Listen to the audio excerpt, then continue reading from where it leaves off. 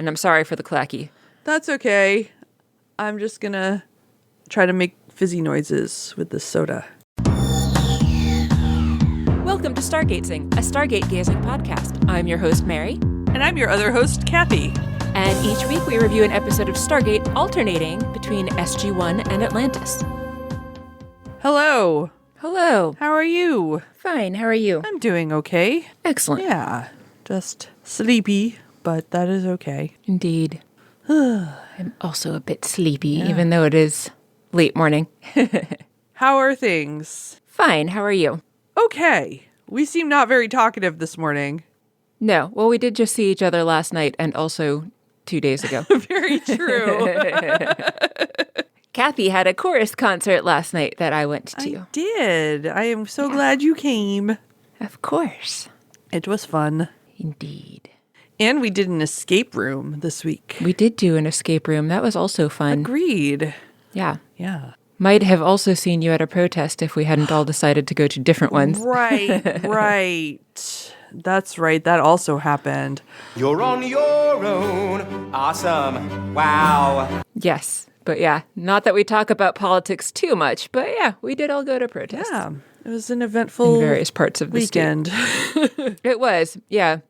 Yesterday morning, first did protest. Then I did go to an Irish fiddle session, or I shouldn't say fiddle session. It's not just fiddles. I play the fiddle, but it's traditional music session. And then Kathy's concert. Indeed. Busy day. Yeah. I did not fiddle, but I did do other things like that. Yeah. Excellent. So, speaking of not talking about politics, I'm going to talk about politics for a moment. Only in the sense that... That's fair. Watching this the day after reading about political assassinains is... Yeah. Awful. Right. It's not hard to not talk about politics when this episode is basically about politics. Yeah. Sometimes it's hard to avoid the topic, even if we're actually trying. I'm going to try not to let that color anything too much when we talk about this episode. But it probably will. So what is this... uplifting episode that we're talking about? This is Stargate SG1 Season 9, Episode 19, Crusade. So you know from the title it's going to be good. Oh, yeah, absolutely. Nothing ever bad happens in a crusade. Nope. No. Definitely not. Yeah. The episode starts with a recap.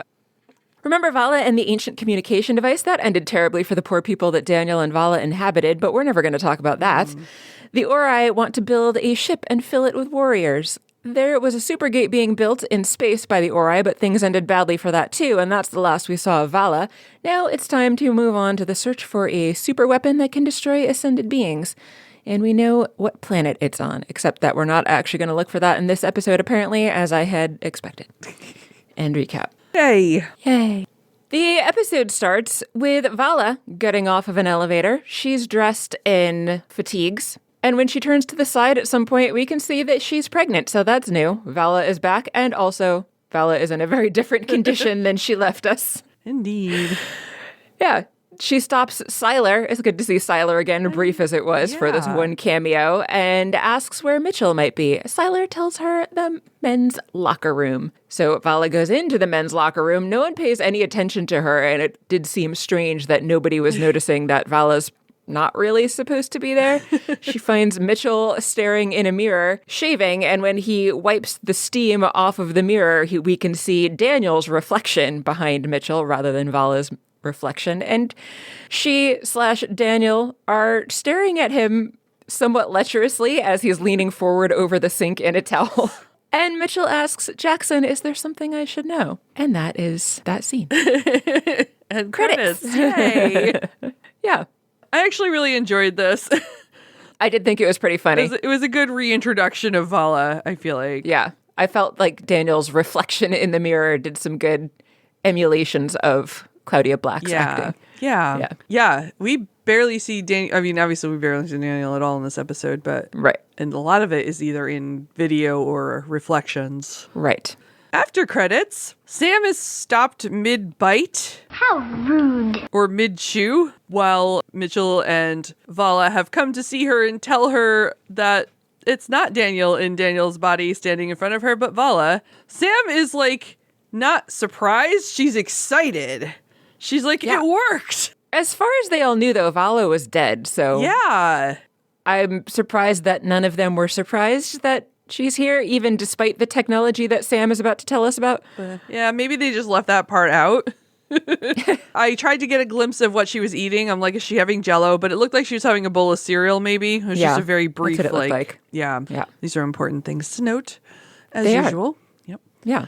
She leads them into her lab, Secret lab. where she explains how this is possible. She explains that they were able to figure out how to emulate the communication stone devices on their side and have been waiting, I guess, for someone on the other side to pick one up and communicate with them. There's more technical babble about it, but I'm not going to go into that. Yeah. That's fine. Except for this part where she talks about the kawoosh. And Mitchell's like, what are you talking about? And she says the unstable vortex of a forming wormhole, kawoosh. And Mitchell's like, I have literally never heard you say that before. And Sam's surprised to hear that, apparently. But I don't think we've ever heard Sam say that before. I don't think we have either, but the transcripts have been referring to it that way, and my guess is that the fan community had taken to calling it that, so they gave them a shout out in the episode, is my take. Pretty funny. I enjoyed it. It was amusing. Yeah. Sam asks Vala if she can communicate with Daniel at all, but she says no. It's the same as when Vala and Daniel are inhabiting those other folks. They can't communicate with those people, just the people on the other side. I do appreciate, too, Vala makes a remark like, Daniel's always wanted to be in my pants, and now I'm in his. And Mitchell's like, that's not funny. And I was like, thank you for that, Mitchell. He can't defend himself. I was like, you were very serious. It's not the first time he's been not happy with something someone says about... I'm trying to remember the other instance, but there was... You know what I'm talking about. There was another instance where he got mad at a couple guys in the hall for being inappropriate. Yeah, and so I appreciate that. I appreciate that in Mitchell. Agree. Yeah. Sam also lets everyone know that it's going to be easier this time to break the connection between the devices because they can just shut down a computer this time since they don't actually have the communication device. But Vala's like, wait, don't do that. I have things I need to tell you. So that's what they're going to do. Yeah. So then we're in an observation room. We see on a screen Daniel. So they're recording this, and it was interesting how they did it, putting Vala on camera. We see Daniel on the screen. Meanwhile, Vala is sitting at the table, though. Vala herself, we then pan over to, and she does all of the talking and storytelling. She says she remembers staggering into the rings, and there were bolts of energy everywhere, but that's pretty much the last that she remembers. Sam tells her that they thought that she had just gotten sucked into the black hole. Landry says, yeah, we appreciate you destroying the enemy beachhead. So they at least acknowledge that she did a fairly heroic thing, and they did think that she had died in that process. And when Landry says that he's glad to hear that she's okay, she says she was never actually okay because some shit went down after that. She wants to tell them the whole story, but Landry starts talking about how this timing is awkward because he and Daniel have a meeting with the Russian and Chinese representatives in only a half an hour, so they kind of need Daniel back for that. They specifically requested that he be there. It's a matter of great importance, but Vala says what she has to say is even more important. She is sure. So just let her speak, Landry. Let her get on with it. She tells them that the next thing that she remembers after that whole ordeal that we saw in her last episode is waking up in a village like the one that she and Daniel had been on, but it was not the same planet, or at least the same village. I guess we don't really know for sure, but it was a village called Veriska. And then she asks for some pancakes and ice cream because she's pretty sure that that's what Daniel needs. She says when she woke up, somebody named Tomin was sitting over the bed that she was lying in. He had found her unconscious in the rings on that planet, so he had thought that the gods had sent her to him. We're on a mission from God. And so she rolled with it, because what else was she going to do? She was pretty helpless in this particular situation. Indeed. Sounds like she wasn't doing so well. She had some injuries that she was dealing with, so he nursed her back to health. And through the course of their various conversations and how often he goes out to prostration, it's pretty obvious that this is an Ori-controlled planet, and that Tomin is a very pious person. But Vala notes that he was obviously smitten with her. She says she does realize that if he knew who she really was, that he would probably be in the front line cheering for her to be burned to death, but He was still sweet in his own way, and not bad looking, as she says. He did have some weird hair, though, that I thought was off-putting. Yes. Personally. It's just brushed down over his forehead. It looked kind of like a wig. Well, but yeah. Yeah. Apparently he had a crippling injury when he was a child, so she thinks that that's why he was alone and didn't have a family yet or a wife. And he didn't like talking about that injury. He had a limp that was obvious whenever he would walk around, and she thought that the other villagers looked down on him because of it. Supposedly that was because the Ori must have deemed him unfit for normalcy, as they horribly decide to word that. Yes. So Vala tried to blend in, and she mentions that Tommen told everybody that she was a woman who fell from the sky. She initially thought that that made her a bit special, but then she realized that while Tommen thought that she was a gift from the gods, everyone else thought that she was just some scandalous apparition. So she was still kind of shunned here, and she's like, yep, and that's what I'm used to. So Yeah. started off great, but then realized it was just more of the same, basically. Yeah. Yeah. But she was still worried, though, that even as she was trying to pose as one of the regular villagers here, that a prior or an Ori would come along and recognize her because they would have known who Daniel and Vala was from the previous dealings. But when nothing happened after a while, she got hopeful that things would be fine. Ultimately, she wanted to work her way back to the SGC, but for the time being, she was just trying to lay low and maybe figure out a way to communicate with the SGC. Vala planned to try to find the very small anti-Ori underground to see if they had any way for them to communicate or to have a way to escape this galaxy. She mentions Fanis's gang specifically. Poor Fanis. Fanis, yes. I liked him. I know. Womp womp. I know. While she's talking about this, we are watching her in a pub with Tommen, but also we are seeing the bartender is in the foreground. She starts to explain that not only is this man Sevis a bartender, but he's also like in charge of the town. So yeah, he is the one who is doling out punishments if people were not deemed properly pious. Properly pious, yes. But we do also see in this scene, there's a woman in the bar who's clearly meant to be not quite so pious, a woman who works for Sevis, maybe. Yeah. She's the barmaid. The barmaid, yeah.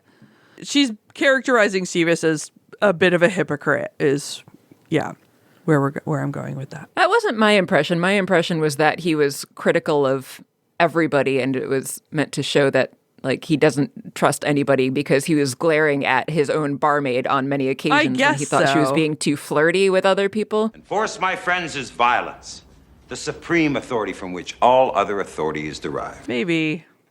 I don't know. I mean, why didn't he just burn her or leave her outside then? Something given has no value. Because he wouldn't have a barmaid. There's no one else in the village. No. Anyway, in another scene on another day, maybe Vala witnesses an interaction between Sevis and another guy where it's showing he is not a nice man. He's holding a guy up against a wall. Vala's around the corner eating an apple, so she's just listening to this. She really likes apples. She does. I'm not that fond. I mean, apples are fine, but they're not my fruit. I like apples. I can't eat them on the current diet that I'm on. Boo. Yeah. Stupid doctor-ordered diet for tummy aches. He's got this guy up against the wall. Apparently, this guy didn't pay for the services of some woman, perhaps his barmaid. So he's threatening him and telling him he's going to kill him if he doesn't pay up. I only have one rule. Everyone fights, no one quits. If you don't do your job, I'll shoot you. So, not a good guy. Nope. Yeah. So he's basically a pimp in addition to being the bartender Hypocrite. and the leader of the village. And a hypocrite. Since he's supposedly the religious leader of the village also. Although he is not a prior. Vala says that this wasn't a contradiction at all. She realized that he was doing the work of the gods, and it made him very rich and powerful in the process. Yep. That sounds familiar. I know, yeah. Landry interrupts at this point and is like, this is a great story and all, but I really need Daniel now. So Mitchell asks her to skip ahead a little. And then we get a cut to Vala and Tolman getting married. Yeah. And they're like, whoa, hold on. She's like, I didn't have a choice. He wouldn't sleep with me out of wedlock, so I needed to get married ASAP. And they are like, maybe fill us in a little bit more than that. She said, I was trying to. Sam asks why she didn't have a choice. And Vala's like, well, you've seen these people. They burn you alive if you do something wrong. And Mitchell says, why would they burn you alive? And she's like, obviously for getting pregnant out of wedlock, which is actually Daniel. You see Daniel at the same time on the screen saying that. Right. And while we knew Vala's pregnant, they don't because they only see Daniel. Right. Which she forgot about. Yes. Supposedly. Yeah. So she's like, well, since I realized I was pregnant and I needed to get married quick so that I wouldn't get burned alive, and maybe convince Tillman the baby's his by marrying him quickly enough. Mitchell asks, whose baby is it? And Vala's like, no idea.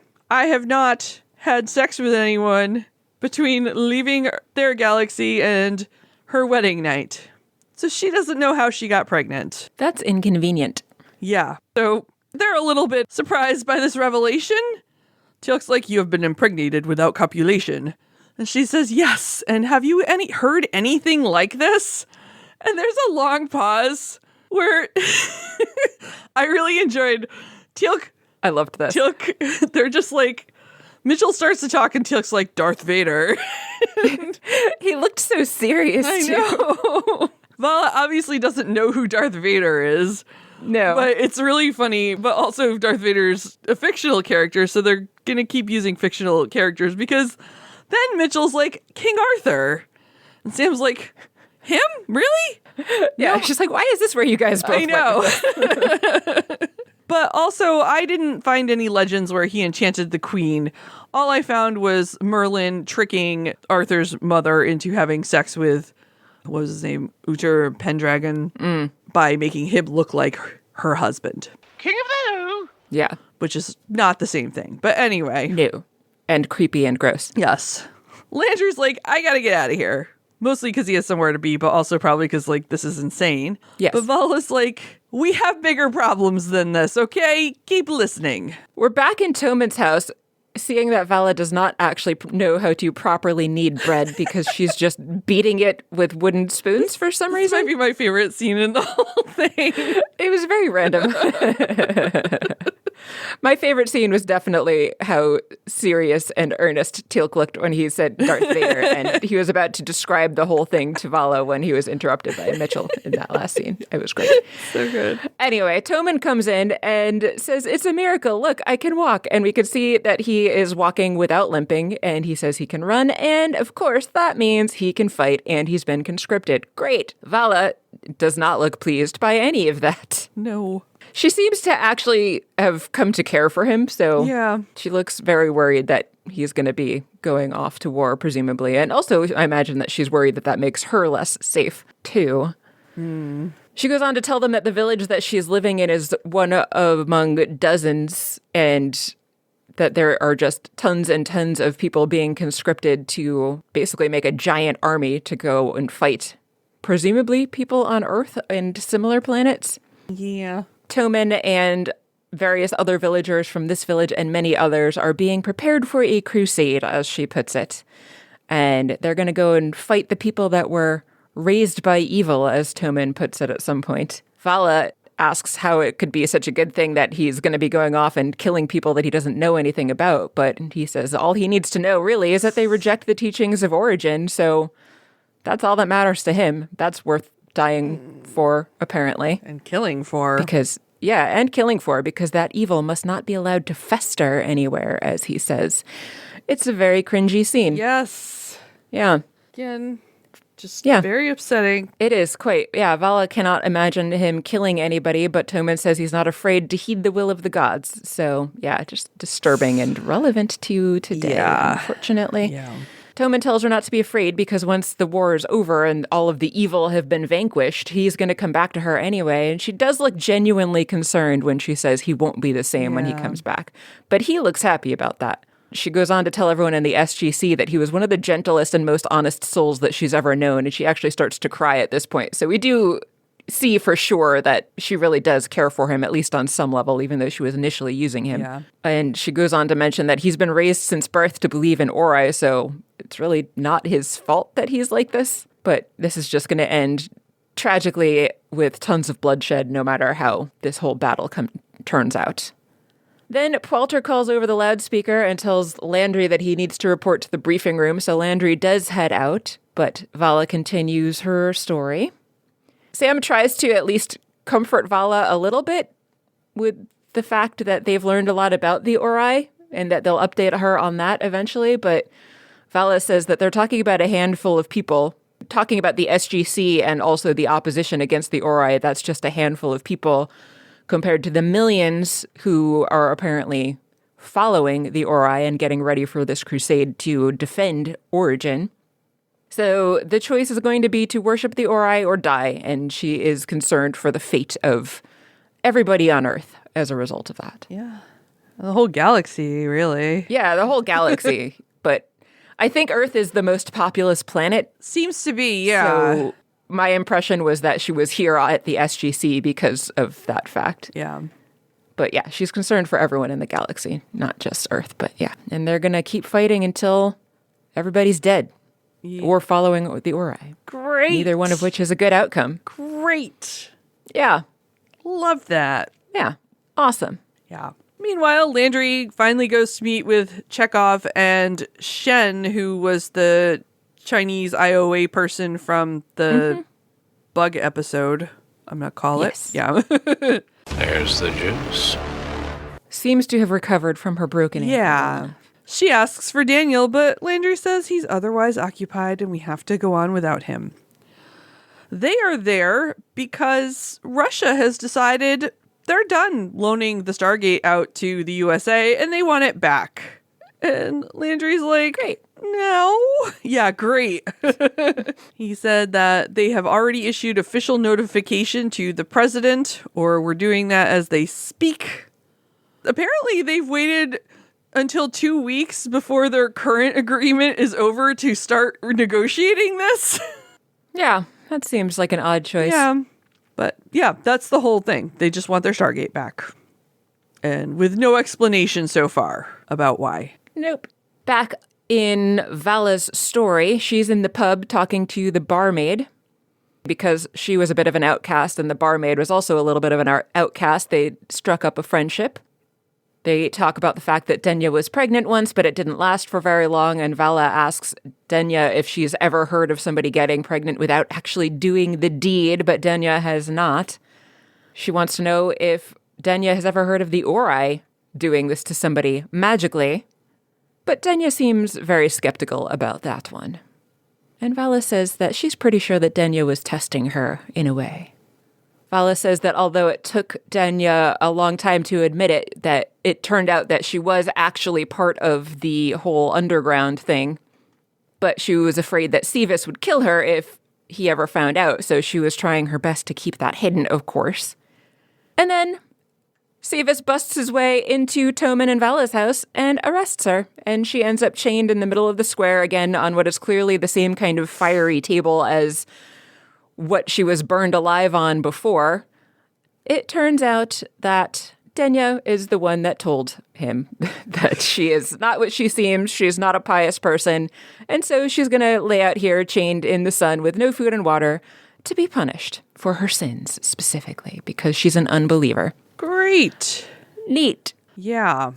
Meanwhile, back at the SGC, well, I guess we were never left the SGC because Vala's in the SGC. Anyway, elsewhere in the SGC, Landry continues his conversation with Chekhov. Landry's trying to get Woolsey. He wants to know why the rest of the IOA isn't involved in this. But General Chekhov is like, this has nothing to do with them. The Stargate is Russia's. Before, we weren't willing to do a Stargate program of our own, but we've changed our mind. And Landry's like, it's because China's going to give you all the money for that, right? Chekhov assures him that the other IOA countries and the US will be invited to participate in the program just as everyone has always been. And Landry's like, you don't think we're going to give up the gate, do you? And Chekhov says, I don't think you have a choice. Which is kind of funny. I think that would never happen. They would never give it up. No. No. Agree. Even if they had to fight about it. Yep. Agree. Vala is in the square still, chained. Seavis keeps questioning her. He wants to know who her co-conspirators are, who else has been corrupted. She assures him she doesn't know what he's talking about. So he orders everyone in the village not to speak, to look at her, or to help her in any way for the duration of this. So he storms out. Vala sees Toman, who also just walks away from her. Yeah. Worth mentioning, too, that this isn't necessarily indefinite. He's trying to convince her to tell him who she was conspiring with and give away information. So there is a purpose other than just leaving her out there to die. Yeah. And then we just get a long stretch of time where we watch Vala sitting alone, no one helping her, looking worse and worse day by day, till we get to a point where she collapses, and she has a dream at that point. I'm not sure exactly. It was like a fiery face looking down on her. Basically a fever dream of a fire demon face looking down on her in bed, right? Yeah. She wakes up from that. She sees Toman still just ignoring her there, dying. Yep. Maybe not as kind as she thought. No. I mean, he's got to follow the Ori. It's true. In the pub, the barmaid is upset that she's dying out there. And Seavis is like, yeah, I know. She's like, if she knew anything, she would have told you. And he just kind of moves on with it. But finally, Toman comes to his senses, unchains Vala, and takes her home. And Seavis does nothing about it. I'd expect anyone in this unit to do the same for me. He does not. He just stares angrily at them. Yeah. She says that she was out there without food or water for 3 days. Sam expresses that she's surprised the baby survived. And Vala says part of her was hoping it didn't. And Mitchell's like, I was surprised part of you wanted it to survive. And I'm like, it is her baby, even if it's a mystery baby. I don't know. Next, we are with Toman and Vala. She is recovering in bed. And Toman says that he doesn't think that Seavis is going to bother them again. He promises her, in fact, that Seavis won't bother them again. He says that he's sorry that he left her for so long. He doesn't think she's evil, and he asks for her forgiveness, but she does not respond. Sometime later, we see him getting ready for war. He's dressed in armor, and again, Vala is not happy with any of this. He's not actually going off to war yet, but I guess he's going off to training or something. He says he's going to see her in the evening, and he is just delighted with how he looks in his armor as he's standing in front of a full-length mirror. But again, Vala is looking very skeptical and upset about this whole thing. And she decided that she was going to do some more extensive recon while he was gone for the day. She takes a wander through the woods until she sees a prior and a couple other people somewhere up ahead of her, so she hides off of the path, but then follows them, and ultimately comes up on a huge clearing. So this is a cliff that is overlooking just this giant clearing full of so many spaceships. And she said that she knew that it was happening, but that actually seeing it, because she had known where everybody was going every day, it was to build these ships, but actually seeing it was entirely different. It's just so many ships. Seavis comes up behind her, along with Denya, and he asks, impressive, isn't it? So that was a surprise. While she was following the priors, she was also being followed. Oh my god. Indeed. Back in present-day SGC, Chekhov and Landry are meeting again. Landry tells him the Ori are planning to invade the galaxy, and it might be a bad time for us to fight over who owns the Stargate. But I figured out your game, Colonel. You want something from us. You don't want to take the Stargate from us, really. He knows the Chinese have offered them a deal to back their own Stargate program. Chekhov, he doesn't think would like that any more than the current situation. But you saw where you could use this as leverage to get something else from the U.S.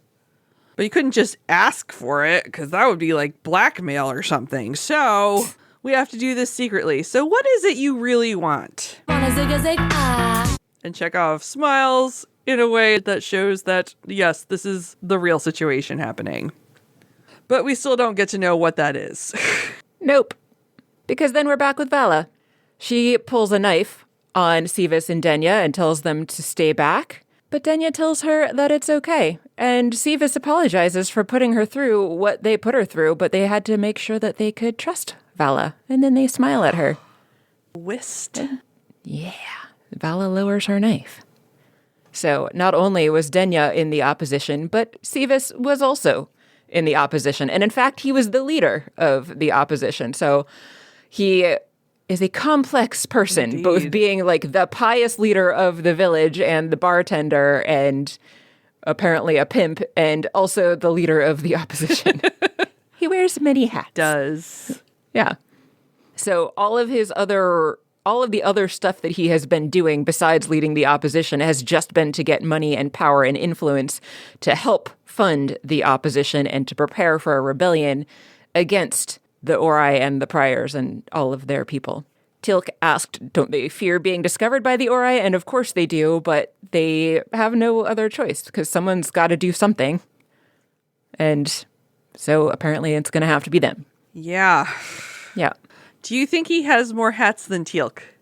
We don't see him wearing any hats. So I think that he does, but they're apparently all invisible. hats. Yeah. Yeah. Yes. So Teal'c has more visible hats, but Sivas has more invisible hats. All right. Yeah. We go on to learn more about the plan that Sivas and his various people have. They're infiltrated into the people that have been building the ship. So they actually have the plans for the ship, and they've been trying to sabotage the ships from the inside as they're being built. Vala asks if he really thinks it can work, and he says it has to. Apparently, the ships had to be activated by the Priors, but Sivas said that he found a way to rig them so that there would be a giant chain reaction that it sounds like would either just make them all break or blow up or something catastrophic. And so Vala started to get hopeful that it was going to work. There was supposed to be a grand celebration 3 days from when their conversation was happening, and there was going to be a prior activating each ship. So there would be a whole bunch of priors apparently on the planet, and it would be a big show of the Ori's power. The entire village was supposed to be there for this, and this would supposedly kill everybody that was there to watch and that was also on the ships. So everybody who built the ships, I would hope that Sivas would tell his people not to go that day. But it was going to be tens of thousands of people. Jesus. Vala was kind of shocked and appalled by this plan, but Sivas said that gods can't be gods without people to stand beneath them gazing upwards. Yeesh. Yeah. I don't know how I feel about this. Yeah, no. It also seems like not a great plan either. No. Sivas and Denya take Vala to the pub. Go to the Winchester, have a nice cold pint, and wait for all this to blow over. They close the curtains, lock the door. What the curtains? Not the curtains. Sivas pops open the top of a table and surprise, the communication device is in there with the stones. The communication device, once it had been discovered, had been removed to the city of Celestis, where there's an order of monks training to be priors who collect these incendiary, that's not the word I'm looking for. Prohibited, but not that word. God. Shoot, no, I'm blanking on the word Isn't too. that awful? Contraband? Contraband, yes, thank you. Okay. Yeah. That was harder than it should have been. It really was. Oh, man. Yes. Where contraband devices such as this are taken to be destroyed. Apparently, though, there are anti-Ori spies within the order, or at least in the city, and they managed to sneak away this device, recognizing it was important, and brought it to Sivas. Somehow, they were able to do that under the nose of the Ori. Indeed. Vala actually says she can't be sure the Ori don't know, but to be on the safe side, she says that Sivas didn't want her to try to communicate with the folks at the SGC until after the sabotage plan had gone through, just in case the Ori could detect it. So this is after that supposed plan, which sort of leads you to think maybe things didn't go as planned. Yeah. I don't know that they know yet that the plan didn't work. I think that they just know that the ships are done. I thought they were waiting to try to blow it up. But anyway. Oh, I don't know. Anyway, it doesn't matter. It doesn't matter. Then we are in Toman's home. Tommen comes in looking for Vala, but a prior comes in. She doesn't answer when he calls, and the prior says, your wife is not at home, which I thought was weird because she was upstairs and came down the stairs and was listening to their conversation. So clearly this prior isn't all-knowing or is just lying. That's true. He does like to lie. I don't know. Yeah, I thought it was weird. And apparently this is also the same prior that healed Tommen, even though this prior himself had a horrible scar on his face and was missing an eye. Yeah. So that made me also wonder, this prior seems to not be all-knowing, in fact, and even though he claims to have healed Tommen, and obviously someone healed Tommen, why didn't he heal his own face? Maybe he likes the way he looks. Maybe, yeah, maybe. Tommen wants to know why the prior is there, or more specifically, he says, to what do I owe the honor of such a visit? It's not really being like, why are you here? Yes. He wouldn't do that. He loves the priors. He does. Yeah. The prior says that word of Tommen's courage has spread, and Tommen thinks that he's referring to when he unchained Vala and brought her back home. But he says it wasn't really bravery. That was the mother of his unborn child. So what else was she supposed to do? The prior's like, yeah, is that your unborn child, though? Are we sure about that? That injury that crippled you when you were a child also made it completely impossible for you to become a father. Neat. Oops. Yeah. So Tommen is dismayed to hear that. And Vala is also dismayed that the prior is telling Tommen that. He asks if Vala betrayed him, but the prior says that the child is the will of the Ori, and that is all that matters, and his courage is going to be rewarded. So tells him not to be afraid, and hallowed are the children of the Ori. So are there more than just one of these immaculate conceptions Good question. out there? I was wondering. Yeah. Or is he referring to people like Tommen as the children of the Ori in that It could be too. second sense? Yeah. We are all the Ori's children. Yeah, apparently. Tommen says, hallowed are the Ori. Yeah. It's light up the ship day. Yeah. In the village. Tommen's getting ready to go do the festivities, and Vala asks him not to. But he's like, we have been working towards this. We've been waiting for this. The priors are going to be there. It's going to be amazing.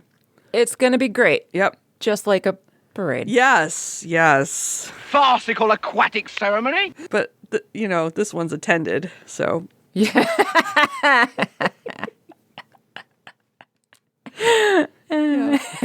Even the women and children are going to this one. Sick burn. Yeah. He didn't expect Vala to go, though. He says she's been tired, but it would be really great if you wanted to come. But Vala says, I've got a bad feeling about today. I can't explain it. Please just stay with me. It's obviously not really a bad feeling, more of a I know what's going to happen feeling. She doesn't want him to die, yes. so more further evidence that she has actually grown to care about him quite a lot. But Tommen's not hearing it. He has been waiting his whole life to serve the Ori, and he would love it if she would do that with him. But she is not going to leave with him, and so he leaves sad and disappointed. And she is also sad and disappointed on her side. Indeed. Yes. Apparently all of this is working up to a day of reckoning that Mitchell asks her about, and Sam reiterates that they've heard a lot of reports that the priors in the galaxy have been warning about an impending doomsday when all who have renounced the Ori will feel their wrath. Vala says that the priors seem to have just been the first wave, but the real crusade is about to begin with all of these ships that are planning to leave this planet. From this, they assume that somewhere out there, the Ori have been working on another supergate to send all of these ships through so that they can get to all parts of the galaxy. So that's bad because they don't know where that is. Yeah. So, as was guessed before, they managed to stop the one supergate only for a new one to be built elsewhere. Yeah. Wouldn't there have to be multiple supergates, though, to get to, because where are they going to go on the other side? It can't just be one supergate. They'd have to have one in each galaxy. Is that what you mean?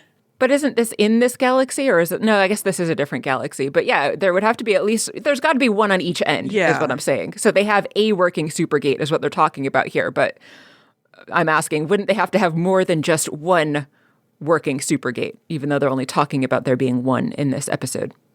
Because you got to have one that the ships go into, but then there's got to be one elsewhere that it comes out of. I assume the Ori had no trouble constructing a supergate in their galaxy on that side. Yeah. Right, but then there's got to be another one on the other end. Yeah, I assume that's what they're thinking about when they're like, somewhere there's a working one. But there has to be at least 2 working ones. Right, but I think they're only concerned about the one in this galaxy. But there's got to be 2. I'm Like, just confused. there's got to be one on both sides, is what I'm saying. Right. They didn't have one in their own galaxy before either. Wasn't that the one that they were trying to destroy? I don't thought know. they were destroying the one on this side. I don't know. It doesn't matter. Apparently, they've got multiple super gates, even though we're only going to worry about one super gate. Right. Yeah, and we're only going to ever talk about one, Absolutely. I guess. Yeah, whatever. Vala says that the horrible feeling that she had lied to Toman about was unjustified because as she and Sevis and Denya are overlooking the crater where all of the ships are, the Ori are able to activate the ships without any problem. So all of them come online, and there's no explosions, there's no deaths, there's just a bunch of cheering. Yeah. Those ships were weird looking.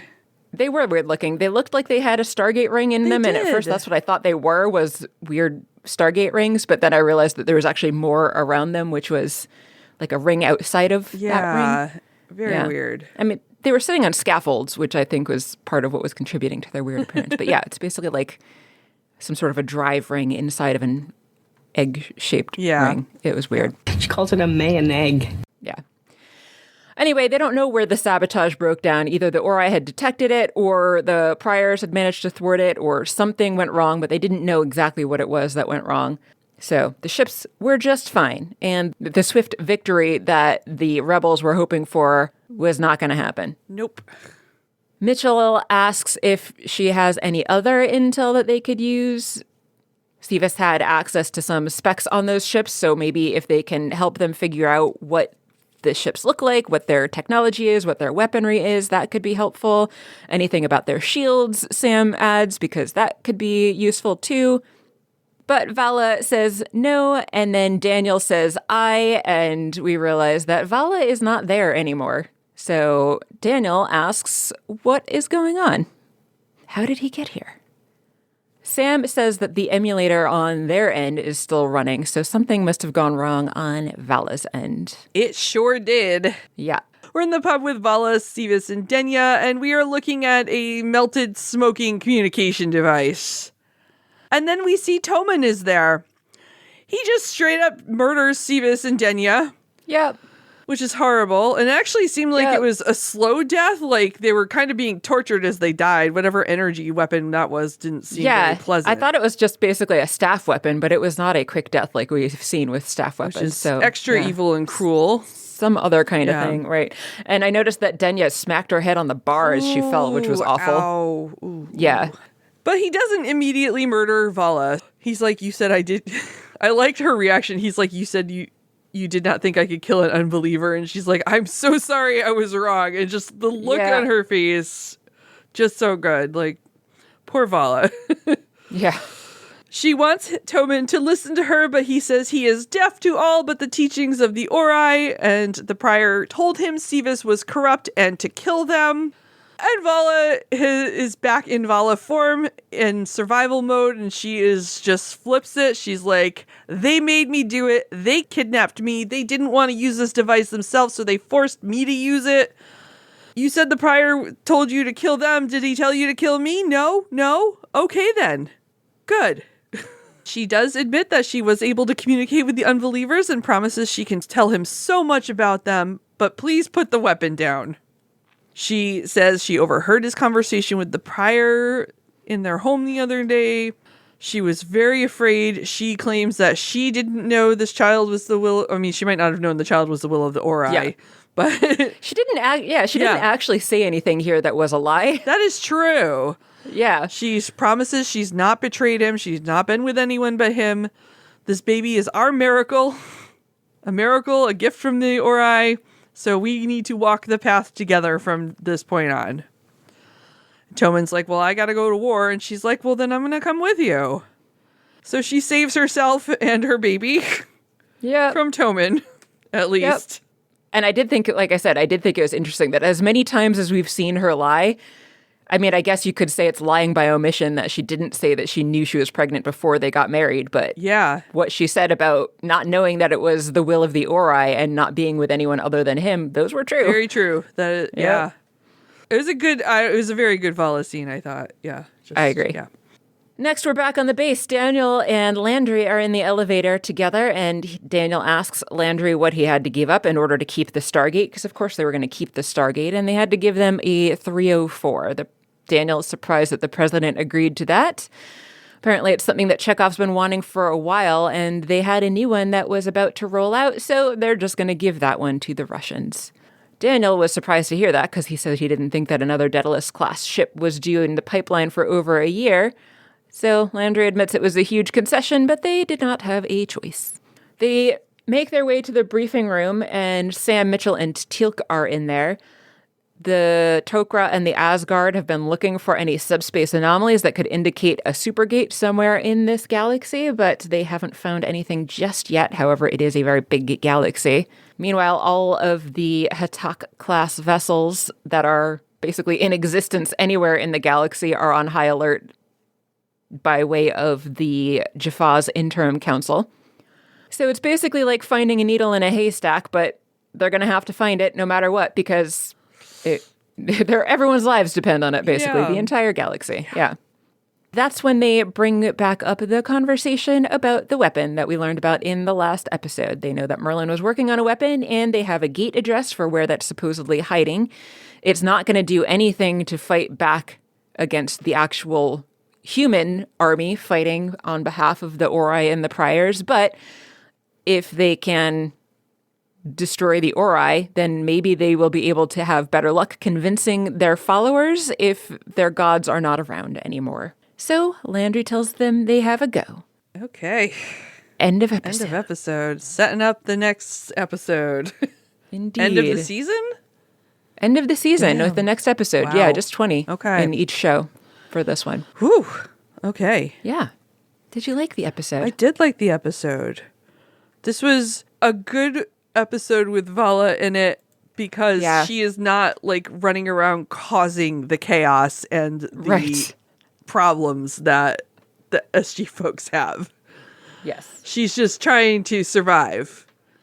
I really liked the voiceover storytelling in this episode, and it was nice to see, as you said, like Vala has actual emotions and feelings toward this guy, so it's going to be complicated, I think, going forward for them. Like, he saved her the one time in the village, but is that going to hold true going forward? Will he choose her over the Ori ever? Right. Who knows? But yeah, I just thought it was really good. Kind of weird, the Ori baby, but we'll see what happens with that. I really liked it. I thought it was just a really well told story and fun. It was fun. Darth Vader, her beating on dough, all that good stuff. How about you? Yeah, I did think it was a good episode, surprisingly. I did know that Vala became at least a bit more likable at some point, so I do think that she was a much better character in this episode than we've seen in the past, because again, like you said, she was showing actual caring for other people rather than just being out for herself. I mean, a lot of what she did was just to protect herself, but she clearly actually cared for, I keep wanting to call him Tobin because the character in the other episode was Tobin. She clearly actually cared for Toman in this episode, but was also trying to look out for like literally everybody in the galaxy and protect everybody by trying to tell the SGC about everything that she knew. And she was not just spending the entire, at least as far as we know, not spending the entire episode lying to everybody and just being an annoying pain in the ass. So I feel like it was finally a good Vala episode. Yeah. And I agree that the storytelling aspect of how they did it with her just kind of doing the voiceover for much of what we were seeing was an interesting way to do it. I did think it was interesting to learn that the communication stones weren't destroyed, even though I knew that the technology does come back at least at some point in universe. Yeah. Was that everything? Yeah. And I do remember like bits and pieces of this storyline, so I wasn't too surprised about some of what she had to say. Like I definitely remembered the Immaculate Conception storyline. Yeah. Which I'm not a huge fan of, and I know it's setting up for a storyline that I don't really like, but I still thought that they did a good job with this episode. Yeah, me too. Yeah. What's next? Next is Stargate Atlantis, Season 2, Episode 19, Inferno. According to TVDB, Shepard's team meets a civilization about to be destroyed by a supervolcano and is trapped there when the Stargate is destroyed during the evacuation. That seems bad. And then over at IMDb, Atlantis helps with repairing an ancient shield generator on Tyrannus. They discover the Tyranians are in possession of an ancient warship. Those are two completely different They really are. Yeah, completely different descriptions. And I even double-checked. I'm like, is this the same episode? Nope, it is. Season 2, Episode 19, Inferno. Sounds like then if they're both the same episode, a lot is going on. Yeah, apparently. Indeed. Yeah. All right. Anything else? I don't think so. Thank you so much for listening to Stargazing with Kathy and Mary. Our fully listener-supported program couldn't be done without you. Show your support by telling everyone you know how awesome this show is. Find us at stargazing.space. Reach us by email, stargazing@gmail.com. Find us on social media at Blue Sky. Get some merch, tinyurl/stargazing. And finally, show your financial support at patreon.com/stargazing. Thank you for traveling through the gate with us. Catch you next time on Stargazing with Kathy and Mary. I'm Mary. I'm Kathy. And you've been listening to Stargazing, the end. The end.